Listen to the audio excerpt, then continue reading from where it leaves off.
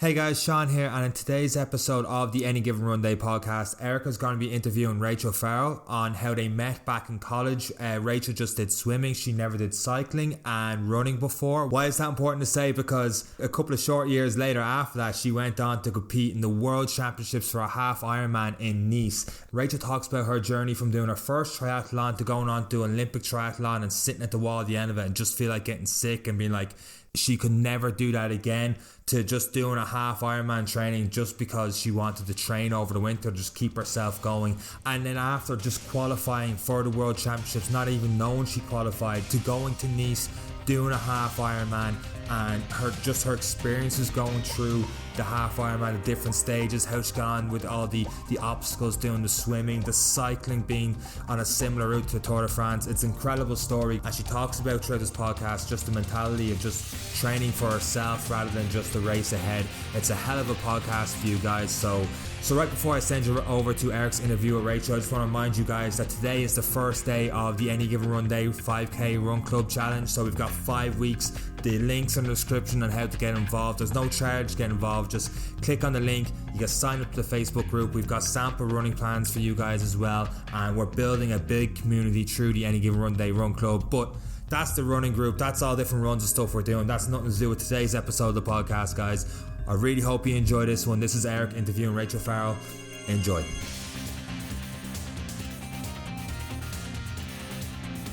Afternoon, you're all very welcome back to another of our special episodes of Any Given Run Day. This week, slightly different. One, because it's the first woman we have had on the show. I know some of you think Tom is a big woman. I think so personally myself, but he isn't in fact. But this week, I'm actually joined with Rachel Farrell. Hey, Rachel. Hey, how's things? Good. Rachel, we knew each other in college. Now, before you get into saying how bad I was in college, we're just going to just breeze over. I liked a few drinks and a few takeaways, and I was a bit heavier. And we'll just cut straight to the part when you seen me on a triathlon and went, Jesus, you don't look the same as you did in college, or something along those lines, I think was the word. But yes, I was bigger. But we're going to go back to how we got to know each other. And you were a swimmer in college. Yeah. So I think we met through, was it Lifesaving or swimming? The Lifesaving Club. Yeah, that's right, yeah. I was president, I think, of the Lifesaving Club in college, and I could barely swim. It was absolutely hilarious. But we had an intervarsity competition, and I got you to swim one of our races for us, and you ended up winning the race. And you didn't even want to collect the medal because we were late to go to the party because the life-saving event was always the last event. But you were just, well, what I always thought you were on the scholarships for swimming in college because you were a fantastic swimmer. But when we were chatting before that, you said you weren't. You just were a really good swimmer, didn't know about the scholarships. But how did you get into swimming? Were you swimming all your life, or did you just kind of be good when you went to college as well? So I was swimming since I was in primary school, and then I stopped, I think, just before my leaving cert. And then took a year out and worked for a year, and I wasn't really swimming at all. I think I was swimming maybe once or twice a week just for general fitness. And then the first 2 years of my course were in Blackrock in Dublin, and we had no campus. So I wasn't swimming at all, apart from at the weekends when I came home.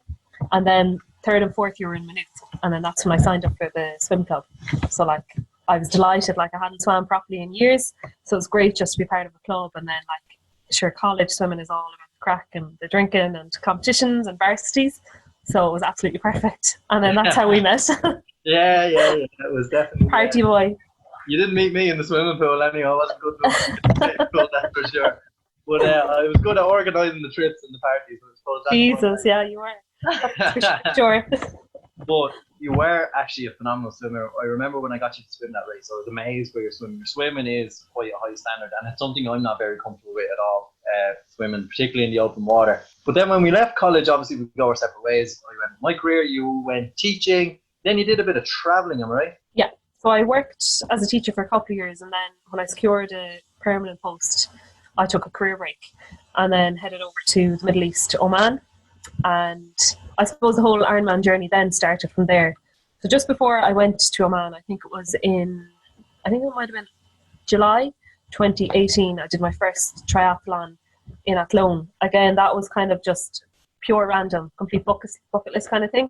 One of my friends from Badminton was like, oh, will you do this triathlon with me just for the crack? It's only a short one. It was a sprint one. So the run was only like 5k. I was like, surely I'll manage that. Like, I wasn't a runner at all. And the swim I knew would be fine. It was only 750 meters. And then the bike, I was like, sure, how hard can bike can be? And it was all flat anyway. So borrowed, I think it was his like friend's bike for that, and borrowed all the gear, the helmet, borrowed a tri-suit, and did that and had like such good crack. And then I was like, God, if I was only staying in Ireland, I'd definitely sign up with the Galway Tri Club. So then, as I said, I was moving abroad then, I think it was a month or two after. And when I got to Oman, immediately I looked up, oh, is there any triathlon clubs? And I kind of felt a bit like unhealthy. Like I was always fit, like, but I wanted to lose a little bit of weight. So I looked up a tri club and a running club. So just from there, then I kind of started meeting like, I suppose, like-minded people and the same kind of buzz that I got from the triathlon back at home. And before I knew it, then it was Christmas and was going to fly home for Christmas. I remember seeing like an Ironman sign at the side of the road saying that the Ironman was going to be held in Oman in February. And I was like, oh my God, class, like, and thinking it would just be unreal to do, but not kind of thinking about the distance. It was like 4 times what I had just done. And I forgot to mention, in the meantime, I think it was October, I did an Olympic distance in Oman. And that was like, it's the run that kind of killed me. So the run was like 10k. And I remember after the event, I was sitting on the wall and I was like, that was horrific.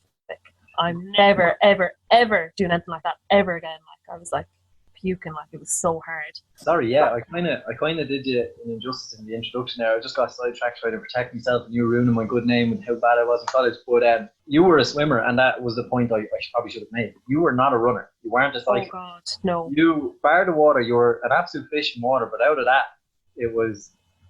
I never knew you to run anywhere, and that's why when I seen you to kind of backfill, I seen you doing triathlons. I was like, what?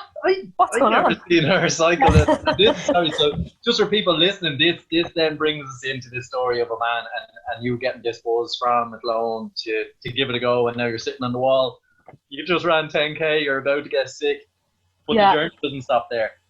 Yeah, exactly. So like, I actually hated running like when I was younger. Like, as I said, I swam and I did badminton, like, and I did a bit of CrossFit, so there's no running involved. Like, so for me to do that Olympic distance, I just thought it was so hard, like, and especially running a 10k after coming off a bike. Like, I think people underestimate the feeling in your legs, like the jelly leg feeling for 2 kilometers. Stop. You're running left, you're running right, you're all over the place. So that was October, and I swore, I was like, you can ask loads of my friends in Oman, I was like, I'm never doing anything like this again. This is actually horrible. I feel sick. And then, as I was saying, saw the sign for Ironman. I was like, oh my God. Bearing in mind, this is double the distance of the Olympic that I just said I'd never do again. And then sitting there in the apartment, I think a couple of days before I was due to fly home, and I was like, feck it, if I don't sign up for this now, I'm definitely not going to do it when I come back after Christmas, because I'll be filled with drink and chocolate and sweets. Do you know, going home for Christmas? Yeah, Christmas is dangerous. Yeah. So signed up, and I think it was like €400 or something. So I knew I'd kind of commit to it. So went home, had a good time, but like kind of maintained a little bit of like fitness or whatever. So then when I came back, I had 8 weeks to train for this Ironman. Like, I'm 5 weeks into a half marathon training program, and you gave yourself 8 weeks for a half Ironman. Like, it's not a lot of time. It's crazy. It could be done. It could be done. 100%, like, because as I said, like, if I can do it, anyone can do it, really, like, they can. And I think the fact that I was in another country and not knowing anyone, there's no pressure, like, nobody was going to know about this event that I did, like, I wasn't going to be posting it anywhere. Well, little did I think anyway. So trained really hard, in fairness, for the 8 weeks, January and February. I think it was on the end of February or something like that. So yeah, hadn't a clue going in on race day, like, was just so naive and was just like, oh yeah, just gonna see how I get on. Do you know, like, bucket list thing to do, you don't really care, like, and I made loads of friends and we were all doing it together, and it was great crack, like, there was no pressure. So then just kind of did that and got on race day. I suppose once I got into it, like, I was absolutely like buzzing to go, and raced really well on the day and ended up coming second in my age group, and I was like, what? And then after, I remember one of the guys who's really into like Ironmans and triathlons over there, he's like, you qualified for the World Championships. I was like, what? Actually was like, what is he talking about? What even is that? Like, I didn't even know what the World Championships was. Like, I didn't even know if it was the thing. And he's like, you have to go to the award ceremony tonight and take your slot. I was like, what? And I remember my friend was with me at the time, and we were like, what's he talking about? So I was kind of still on a high, like after finishing the race. So anyway, I went home, showered and all that, and obviously was going back to the award ceremony, but had looked up what he was talking about. And basically, if you come first, second and third, or there were certain slots allocated. And 4 or whatever it is. Something like that, yeah. So he was right, like, so I was like, oh my God, like World Championships, will I go?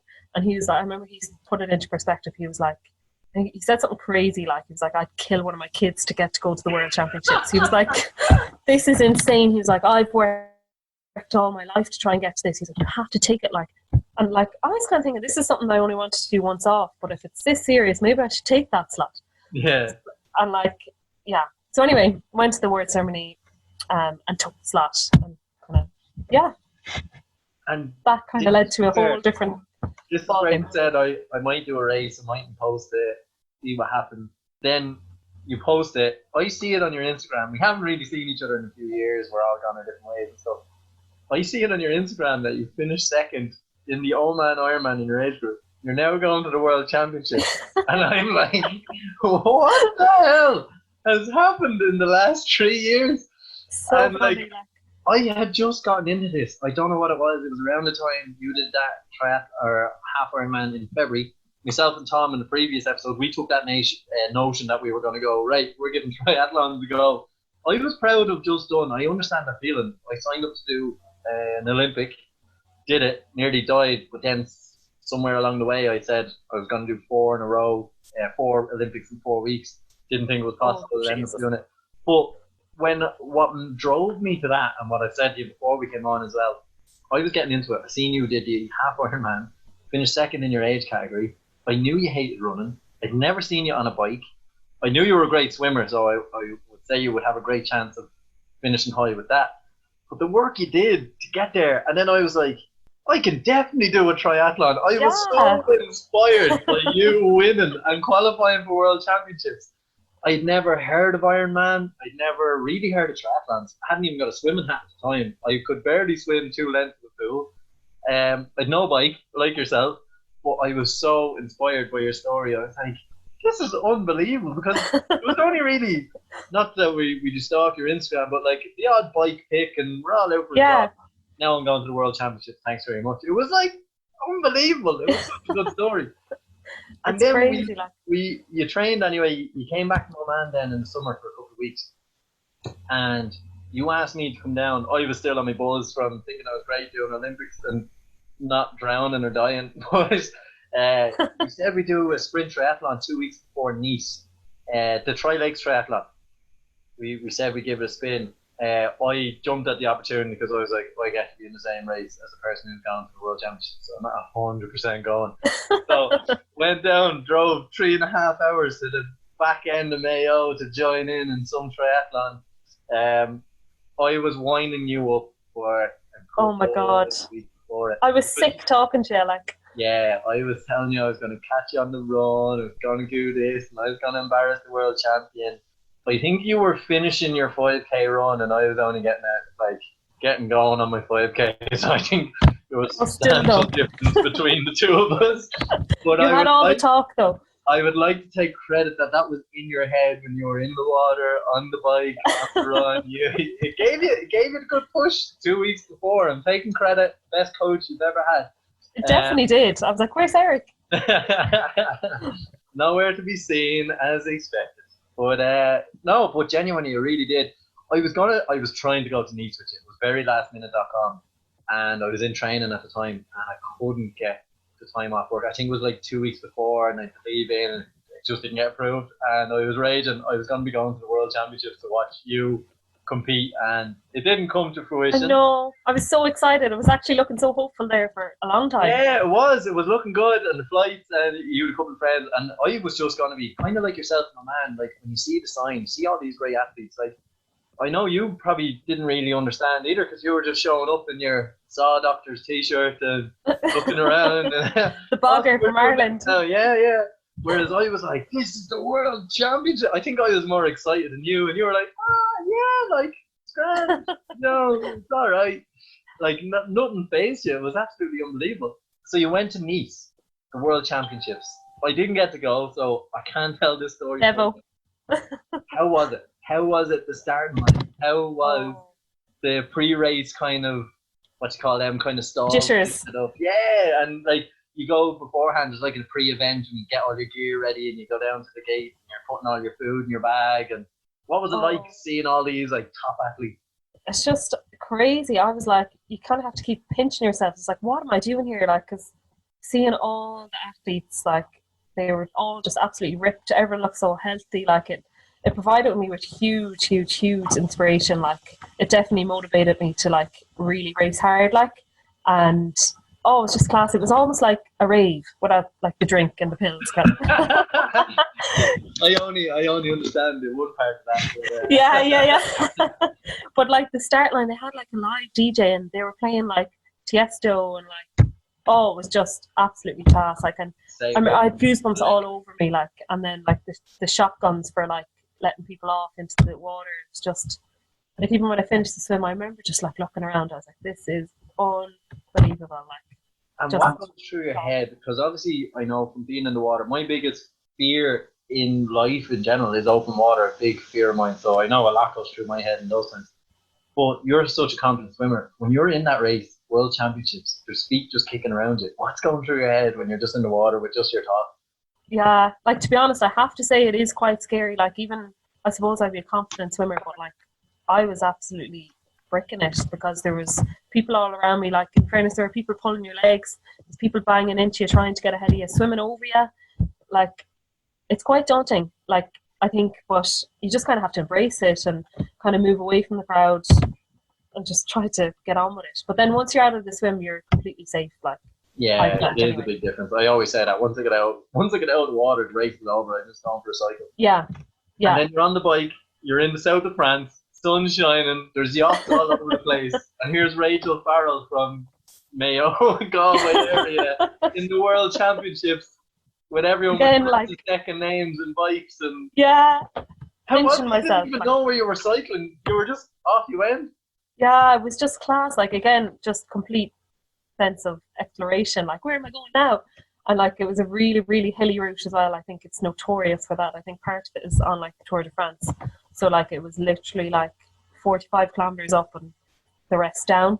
So like, it was just so scenic. It was absolutely fab. Like, I was just loving it. Like, I really took it all in. Like, I wasn't completely head down the whole time. Like, I did take time to look around and, you know, kind of embrace the whole experience, because you're only going to be there once. Like, and there was a nice sense of camaraderie as well with other athletes from literally you don't know where. Like, but even when you're going up the hill, and I remember there was a girl beside me and she was really struggling. Like, I think she was getting off her bike actually, but like, the amount of people that passed her and were like, come on, you can do it, get back up on your bike, you're well able. It's just actually lovely to see. Like, although it's a World Championships race, like, there's still that sense of like, I suppose everyone has respect for each other because they know what it took to get there. Like, yeah, and it's even like you said, in the water you're pulling, you're dragging, they're swimming over you, they're doing everything to get ahead because it is a competition.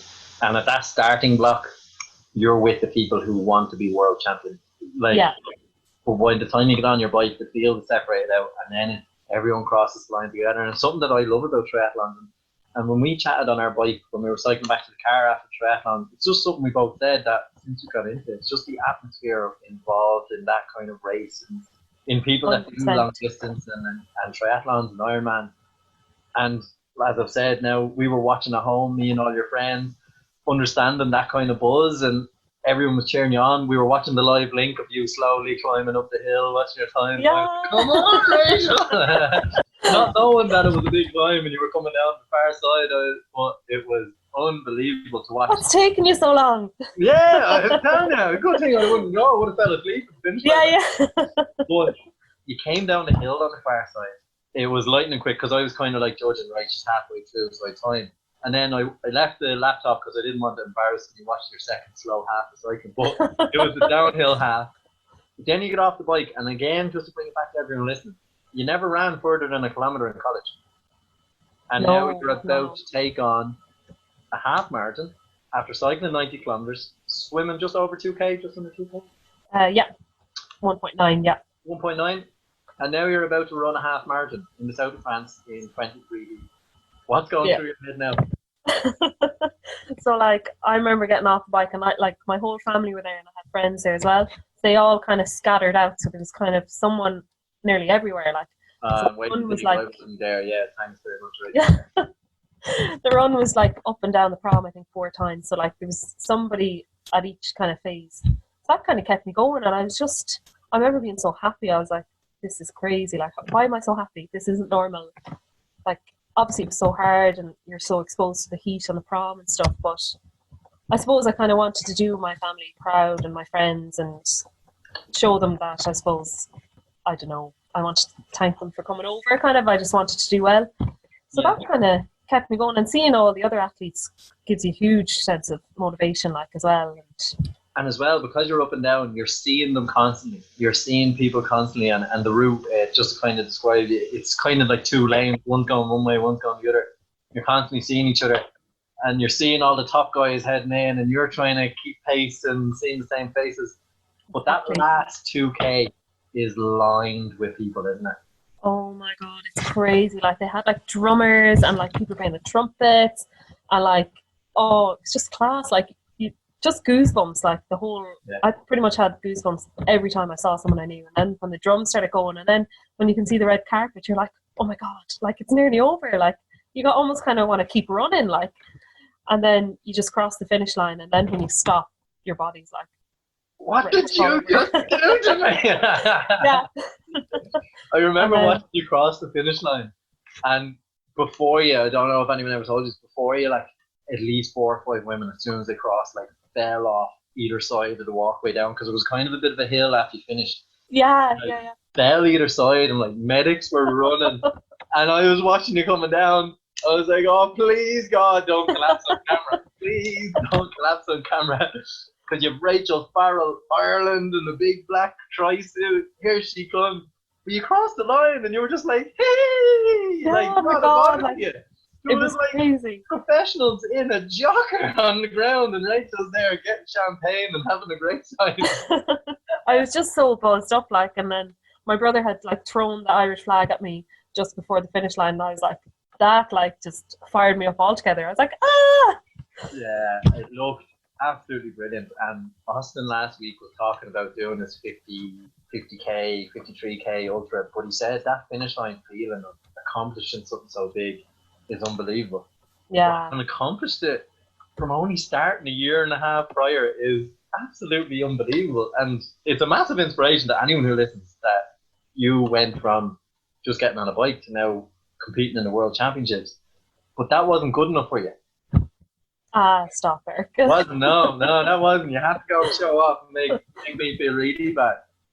You went back to a man, didn't you? I suppose I had to. I went to see my friends. I went visiting.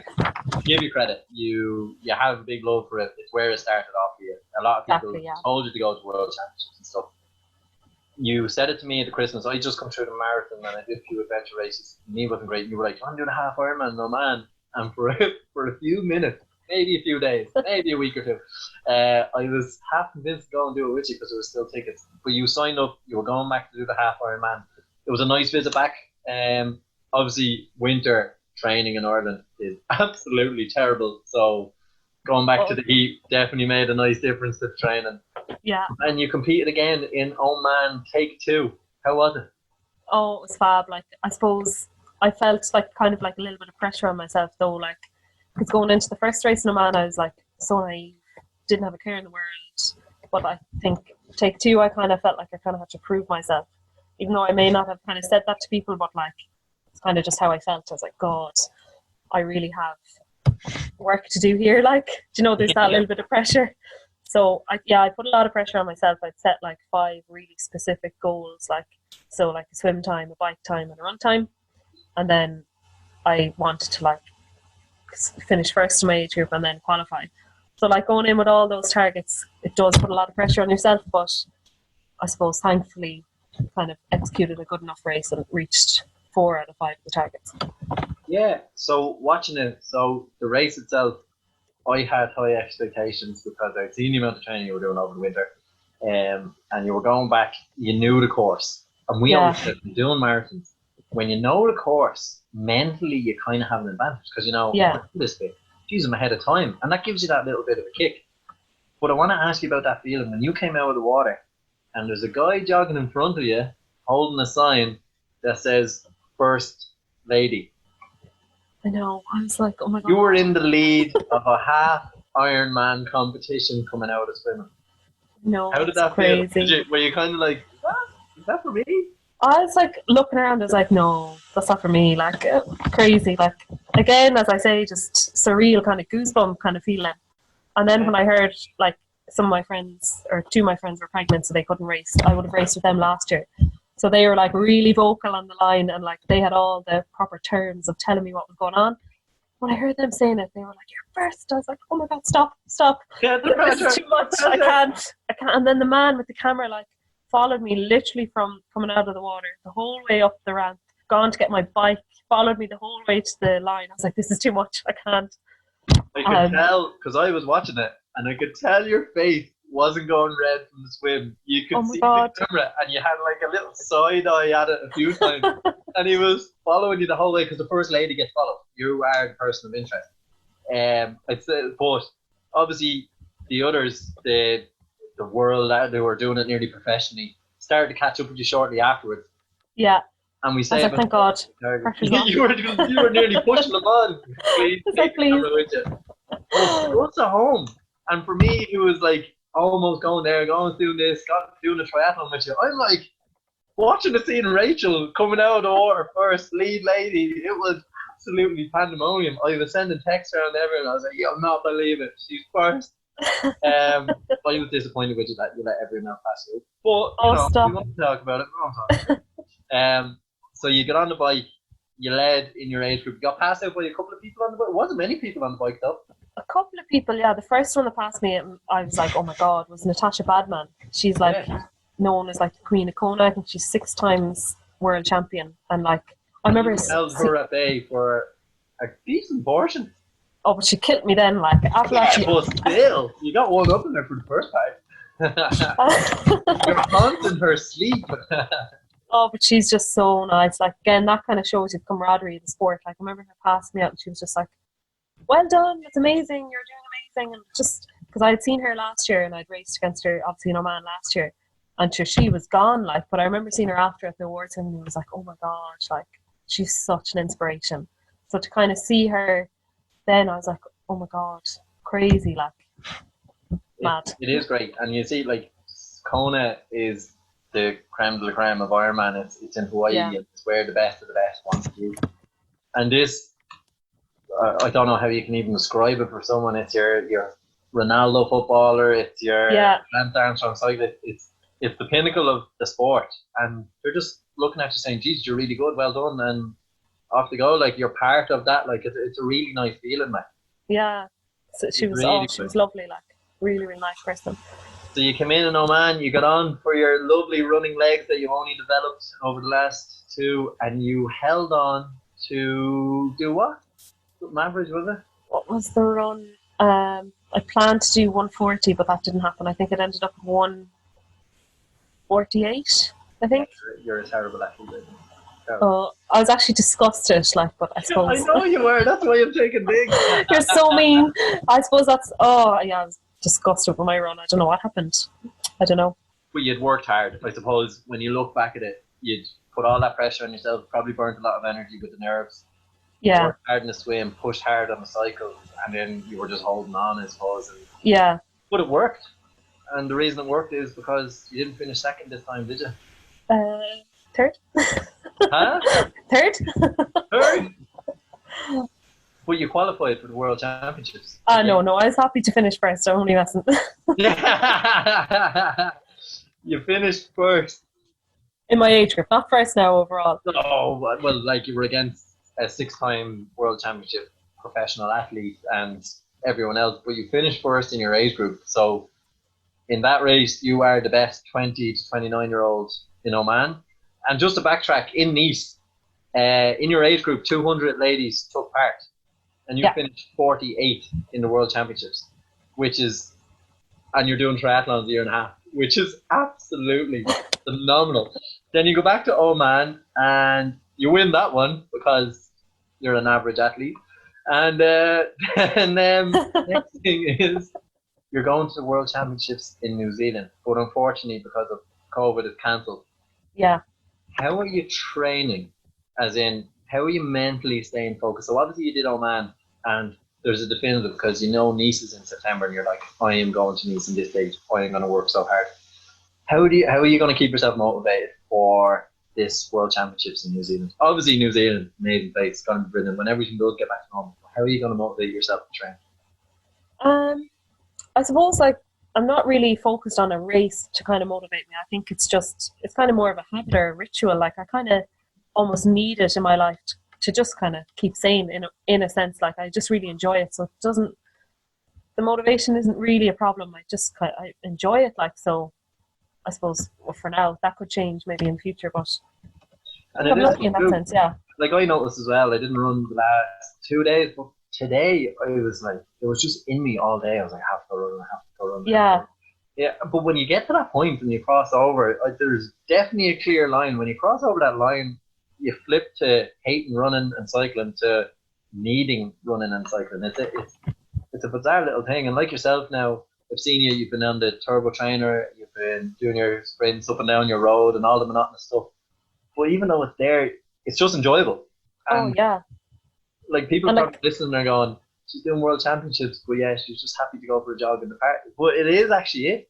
And like everyone can cross that line, definitely, because like as I say, like I hate it running, like, and I would never have ran until I went to Oman that time, like, so it's so possible for anyone to do. And like I think even for your mental health, it's absolutely brilliant. Yeah. Not to mention your physical health, like. Yeah, and it is, and when you're physically feeling better, mentally you feel better. I feel that anyway. It made a big difference to me, and I know you made that comment to me, and it was actually another kind of proud moment was the difference from what we've seen in our past college lives. And I was 20 odd kilos heavier than I am now. Like, yeah, the lifestyle around it is just phenomenal. But once you're willing to take those first steps, like you were willing to go for your first cycle, go for your first run. Yeah, it can it's make the a first big steps, like. It is, and that's the hardest bit is putting on the shoes. Yeah, 100%. And then you go to World Championships. So I put on the shoes a few days in a row here now, and I'm kind of hoping. You can do it, Eric. You can. But you are home now. Unfortunately, I know you plan to do a bit more travel, but you're home now. How has it been in the local community in terms of people supporting you?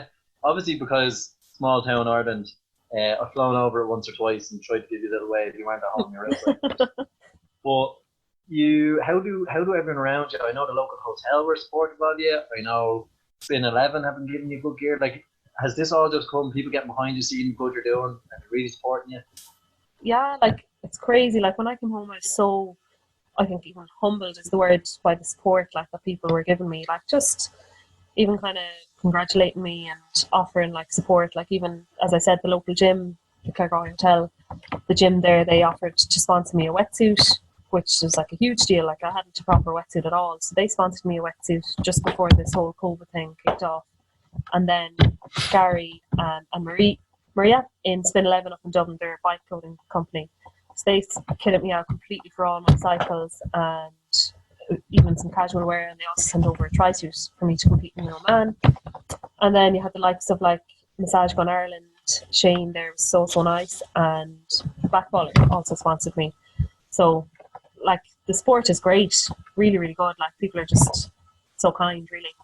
And most times as well, I know they're businesses and they're giving you things, but they don't have to, you know, like as well, like people think, oh, we're just plugging them, but it shows that the community itself is all about looking after each other.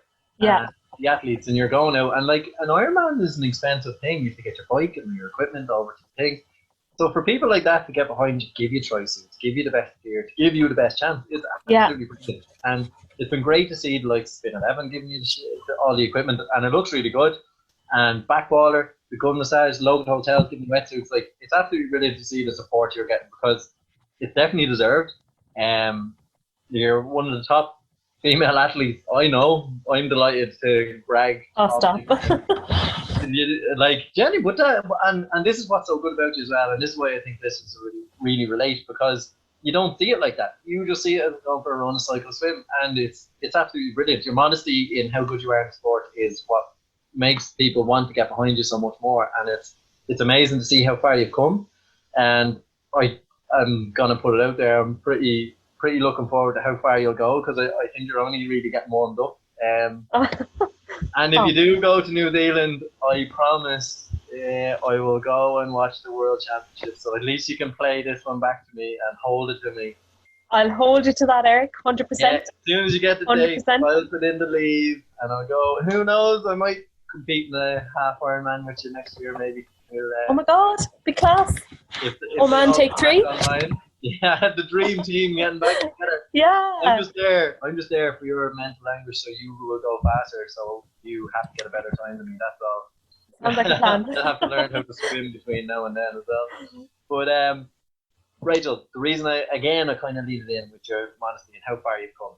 We have the Run Club, and we're starting to get people who have never ran before. We're starting to get people, and particularly because of COVID, like it is a terrible thing that's going on, but it's a great thing in terms of introducing people to sports they may never have done, kind of like yourself.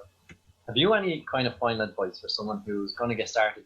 We're starting on a 5K challenge, and we're going to progress towards a marathon, which, as you well know, sounds like an absolutely daunting task now. But we're going to start with a 5K program for a little while. Have you any advice for anyone who's getting started in their kind of running kind of careers in their personal life? So just really don't let that first step kind of put you off, because as I said, I would have never ran, and I hated running, and I felt like an absolute whale when I was running. I felt like I had so much to carry, and I just thought it was so hard. But just stick at it and you will 100% make improvements, and don't be afraid to get other people involved. And I think when you're involved in a running club like that, you're so lucky, because you're surrounded by like-minded people who are there for you. They respect you coming along and trying your best, and just stick at it and you'll definitely make progress. And I think it is a great point, and it's something that you said even when you came back at that Christmas. We can have our days off, but consistency most part is the key to it, and it is the key to progression. It's what made the biggest difference in my kind of lifestyle, and definitely has made a small difference in yours. But the consistency in training is definitely the key thing for him, and hopefully I've no doubt you will inspire a lot of people to do this. It has been absolutely amazing listening to your story. I'm finally glad I got it recorded, so when I'm feeling sorry for myself, I can play it back and go, no, Rachel. And when you're looking for the time off work. Yeah. So I'm absolutely delighted to have it recorded, but it has been so lovely to catch up with you. It's been great to share your story, and hopefully we can share it to our listeners, and really hope you inspire a few of our listeners to get involved, get out there and try new things. You are an inspiration. You are a world championship athlete, currently ranked 48 in the world, but we'll see if you can improve on that when New Zealand. Stop the pressure. Yeah, no pressure. It's not who's going to give you that pressure, it's me. Yeah, it's definitely you, the abuse. I'm used to it now. Listen, thanks very much. It's been absolutely fabulous. And with that, we'll draw this episode to a close. Thanks very much for listening. We are going to be kicking off our run club now from Monday, starting with our 5K. So if you are inspired by Rachel and like to get involved in our triathlon clubs, we all over the country, and in association with Triathlon Ireland, it's how I got involved in this kind of endurance sport. And it's absolutely amazing. If you want to try, you can look up Triathlon Ireland. Usually there are plenty of races all over the country to get involved in. Even some of the tries, which are at a much smaller distance, really give you the taste for it. But it's definitely a way to get involved with these like-minded people, and a way to change your general lifestyle. So Rachel, it has been lovely. We'll say our last goodbye, and until next time, thank you very much and take care. Thanks a million.